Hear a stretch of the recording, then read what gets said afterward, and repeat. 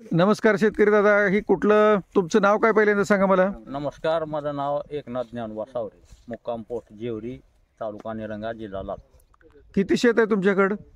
माझ्याकडे शेत 6 एकर आहे, पण त्यापैकी मी 2 एकरवर सोयाकिंग ह्या जातीची लागवड केलेली सोयाबीन. बरं, सोया किंग का बरं निवडलं तुम्ही?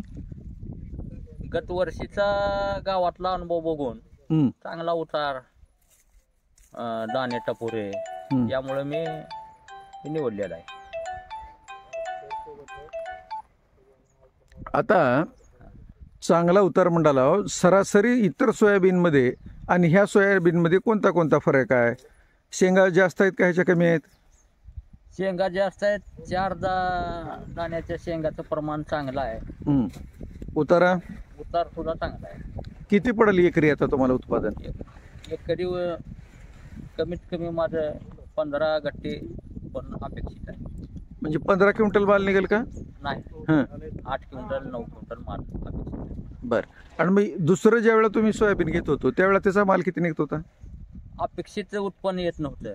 हां, मग ते 4 किती क्विंटल, किती येत 5 असेल? आता क्विंटल जर ह्याच्या मानाने कमी येत होतं का जास्त येत होतं? कमी येत होतं. बरं. तुम्हाला कोण सांगितलं ही?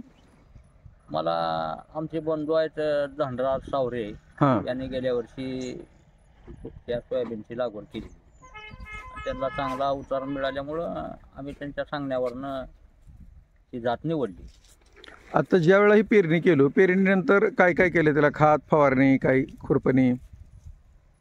पेरणीसोबत खात खात कोणचा वापरला?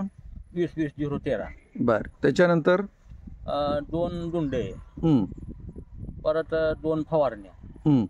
बुरशीनाशक, कीटकनाशक, अशा बरं. 2 फवारण्या केल्या. आणि आता हे उत्पादन तुम्ही घेऊन राहिला. हां. एकंदरीत तुम्हाला ह्या जातीबद्दल लोकाला काही सांगायची वेळ आली तर काय सांगणार तुम्ही?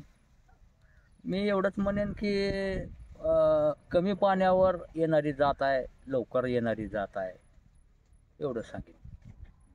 Very good. धन्यवाद. धन्यवाद.